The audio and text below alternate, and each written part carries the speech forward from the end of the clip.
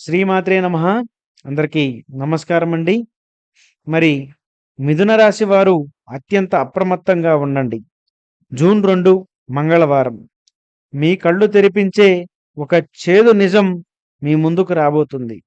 ఇన్నాళ్లుగా మీరు ఎవరినైతే గుడ్డిగా నమ్మారో, ఎవరి కోసమైతే సొంత మనుషులను సైతం దూరం చేసుకున్నారో, ఆ వ్యక్తి యొక్క అసలు స్వరూపం, కపట బుద్ధి ఈరోజు నిలువునా బయటపడబోతుంది.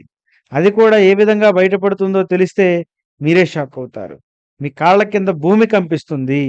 అసలు ఇన్నాళ్ళు నమ్మక ద్రోహి ఎవరు? ఆ వ్యక్తి అసలు రంగు ఏ విధంగా బయటపడుతుంది? ఈ వీడియో చివరి వరకు చూడండి. ఎందుకంటే ఈ యొక్క మంగళవారం ఆ నకిలీ ముసుగులు మరి బద్దలు కావడం అనేది చాలా వరకు ఖాయంగా కనిపిస్తుంది మిత్రమా. మరి ప్రధానంగా మిథున రాశి వారు అంటే మృగశిర నక్షత్రం 3, 4 పాదములు, ఆరుద్ర నక్షత్రం 1, 2, 3, 4 పాదములు, పునర్వసు నక్షత్రం 1, 2, 3 పాదాల్లో జన్మించిన వారు మిథున రాశి కిందకు రావడం జరుగుతుంది. మిథున రాశి రాశి చక్రంలోనే 3వ రాశిగా ఉంటుంది. మరి ప్రస్తుతం ప్రధానంగా చూస్తే మిథున రాశి వారు సహజంగానే చాలా మంచి హృదయం కలిగిన వారు. ఎవరైనా కాస్త ప్రేమగా మాట్లాడితే చాలు, వారి వెనక ఉన్న కుతంత్రాన్ని గమనించకుండా లోపల ఉన్న రహస్యాన్ని వీళ్ళు నా వాళ్ళే, నన్నెప్పుడూ మోసం చేయరు అని మీలో అతి నమ్మకమే అవతల వారికి ఆయుధంగా మారుతుంది. మరి ముఖ్యంగా ఈరోజు మీ జీవితంలో ప్రధానంగా జరుగుతున్నటువంటి ఆ యొక్క పరిస్థితి ఏమిటి? మరి ముఖ్యంగా చెప్పాలంటే గత కొంతకాలంగా మీ జీవితంలో కొంత అసంతృప్తి అనేది ఏర్పడింది. ఒకప్పుడు మీరు నా స్నేహితులు, నా వ్యక్తులు, మరి వారంతా కూడా నా వారని మీరు నమ్మారు. అంతేకాదు కుటుంబంలో కూడా కొందరు వ్యక్తుల్ని వారు మీ గురించి ఏమనుకుంటున్నా సరే, మీతో నవ్వుతూ మాట్లాడుతూ ఉన్నా, లేదా మీకు వారు ఎక్కువగా రెస్పెక్ట్ ఇవ్వకపోయినా కూడా ఏదో ఒక విషయంలో మీరు ఎప్పుడు వారిని ప్రత్యేకంగా చూస్తూనే ఉంటారు. కానీ మనం చూపించేటువంటి ప్రత్యేకత, మనం గౌరవించేటువంటి విధానం అవతల వ్యక్తులు మనకు ఇవ్వరు.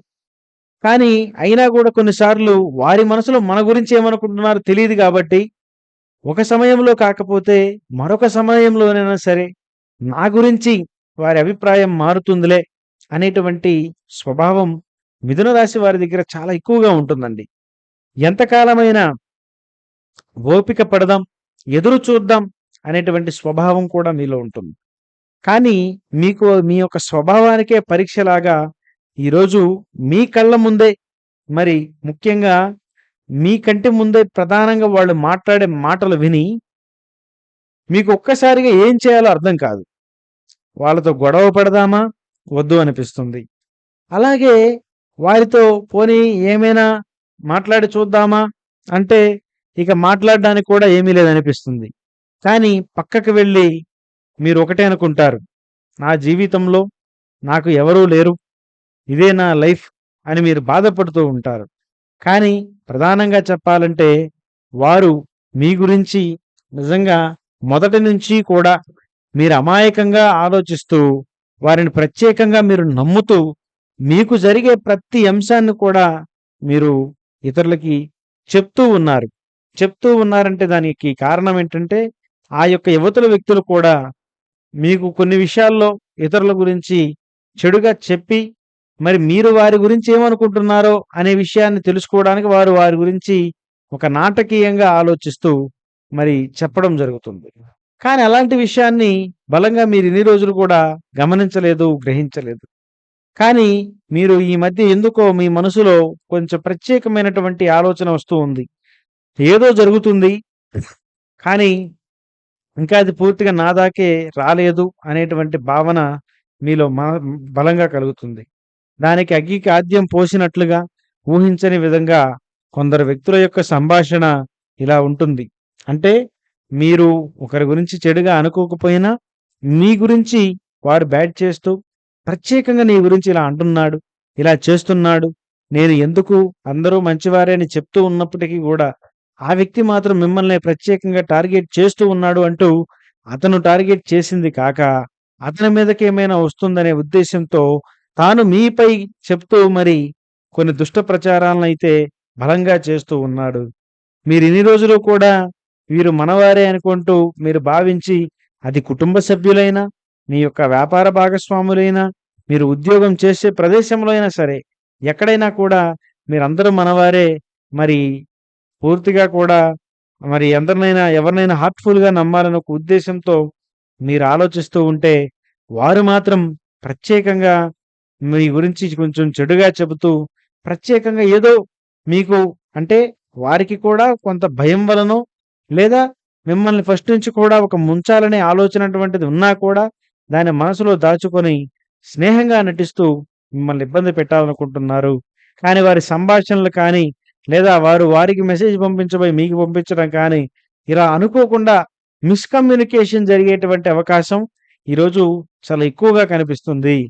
దానివల్ల మరి ఊహించని విధంగా అసలు వ్యక్తుల యొక్క రంగు, వాళ్ళ మోసాలు బయటపడడము ఈరోజు ముఖ్యంగా ఈరోజు బుధుడు మీ యొక్క గ్రహాధిపతి అయినటు మీ యొక్క రాశి అధిపతి గ్రహమైనటువంటి బుధుడు మీకు ఈరోజు అనుకూలమైనటువంటి స్థానంలో ఉండడం వలన మరి ఈరోజు మీ యొక్క సమాచారం రూపంలో ఊహించని విధంగా శత్రువులు బయటపడడానికి కూడా కారణం శని.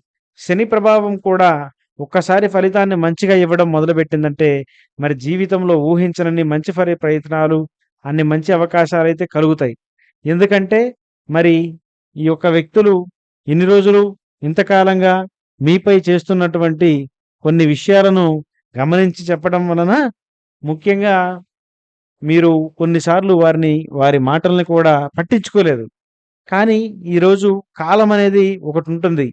అది ఒకసారి సమాధానం చెప్పాలి అని మరి అనుకుందంటే, మరి ముఖ్యంగా అది ఏ విషయాన్నైనా పూర్తిగా తెలియజేసే వరకు వదిలిపెట్టదండి.